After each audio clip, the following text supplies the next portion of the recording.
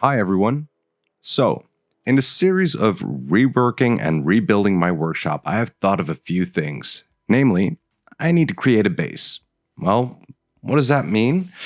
Well, we, or in this case, I, have to look at all the available space that I have and what I need to do with that space. First off, we need a clean room. This is a room where I can work on things and keep everything as clean as possible. In this room, I'll work on electronics, do 3D printing, and developing things digitally. Next to the clean room, we need a room to do more of the dirty work, like sanding, working on oily things, etc. We just need to house most of our tools here. Next to that, we have a little storage room. This is mostly for stuff that I don't regularly use, but I still need a place for. So, if I need it, I can just go and grab it. But for now, let's just focus on the electronics room. I do need to say, though, that years ago when I started this remodel, I never even gave it a second thought that at some point in time I'd start a YouTube channel actually going over this stuff. So it's not really well documented. There are some pictures throughout the building process, and there is a video of me actually building stuff, but for now, here's a slideshow.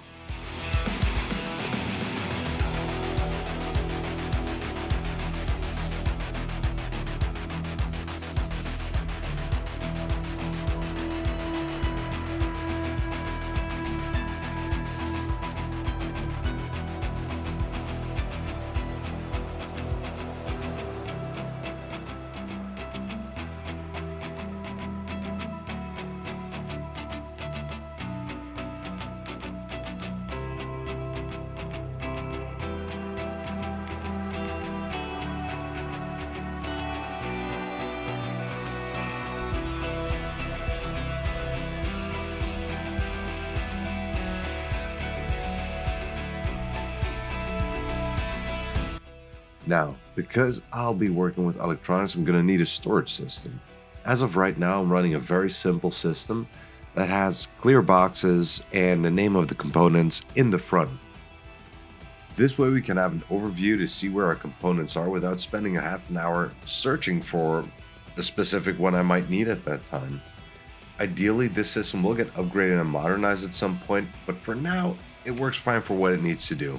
I know where my components are, I know how to get them, and it's simple, it's easy. But because this is an electronic workbench, we also need to lay out where our machines are going to go.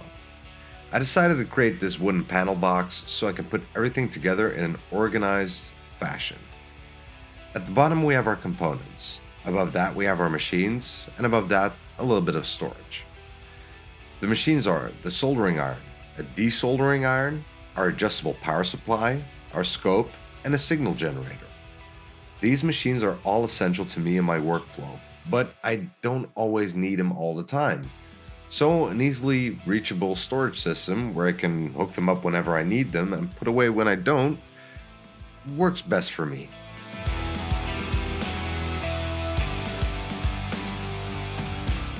And as for the storage, this wasn't really needed at the time when I was making it, but again, I'm trying to future-proof myself here, so in case I ever need more storage or I get more machines, I can easily store them within the workbench that I already made without making an entirely new one.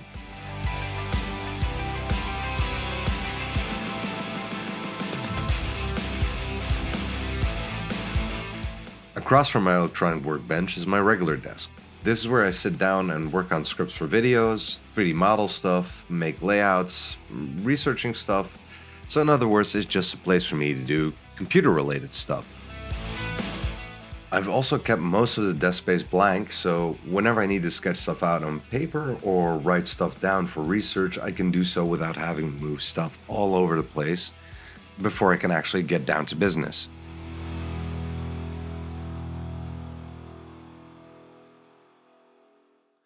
And this is my rubber workbench. This actually works great for electronics as it's non-conductive and you can easily test things without the fear of actually grounding it or shorting it and potentially ruining a project I've been working on for quite a bit, which before this table I had happened to me a couple of times. So for me, this table is actually worth its weight in gold. Beneath this bench, I have a 40-watt laser cutter. The reason this is beneath there is because in my old workshop, I was crunched for space. And so it kind of fit there, and why not? I'll most likely revise the rollout system that I currently have this thing resting on. But again, it works, so for now, it's okay.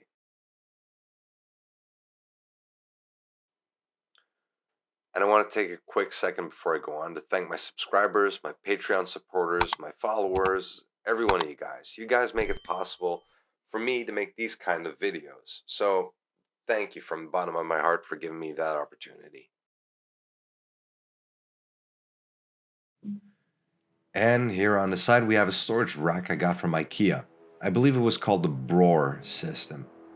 I really like this visually because, simply put, I love the industrial look and it's very functional. The size of the compartments are just right where I can fit most of my FDM printers that I currently have. And those are currently an Anet A8, which is just for show really. It's been broken since the first month I owned it really. But it serves as a decent decoration piece for now, so it can stay. Next to that, we have two MakerBot Replicator 2s. These still function, and these guys were the workhorses back in the day. So much so that 12 years later, these guys are still up and running, working, everything. Next to that is my Anycubic Mono X. At the top, I'm currently using it to store stuff for cars, sewing machines for car upholstery, and just stuff that I don't really have a steady place for. Till now.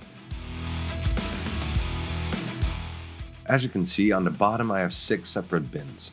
Every one of these serves a separate function. One of them has the old wiring harness from my 1969 Mustang. I keep this because if I ever need to reference something in the old wiring harness, I can just quickly take a look, take it out, check it, and put it back. The box next to that also has a lot of old part, which normally you'd throw away, but seeing I 3D model a lot of parts for this car, these things can actually come in handy with clearances, fitment, stuff like that. So for me, old parts which are broken still have some sort of function. Next to that is the new parts. This is mostly stuff I bought over the years, which are going to go into the car at one point or another. But usually when a store has a sale and sells parts up to 50% off or more, and you know you need them in the future anyway, it's usually a good idea to just grab them before you actually need to put them in. And that's what I've done with these boxes.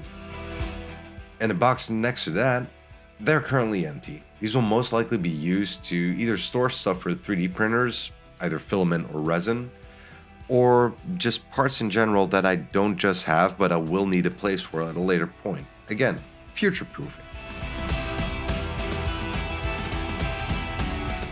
The last desk we have here is for future resin printers. If you check out Bamboo Labs, Anycubic, or Elegoo, they sometimes have a lift-off hood or a flip-up part. Seeing this can usually run into storage problems, I thought, take this where nothing is above it, where we can always change stuff, so we at least have room to grow.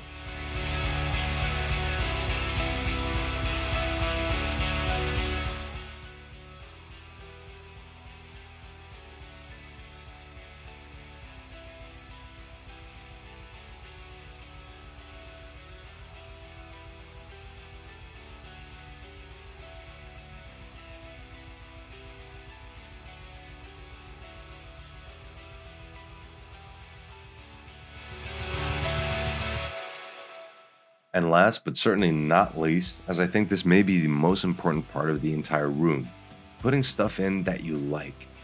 I learned a long time ago that if you have to be creative, you need to make new things and look at creative problem solving.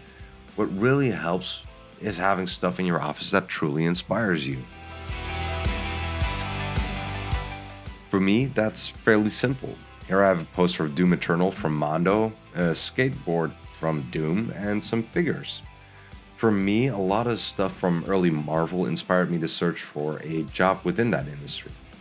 So I have these Iron Man figures from other franchises as well, and they inspire me creatively. They remind me where I once came from and what I've done so far. So this really helps me when I feel overwhelmed or in over my head.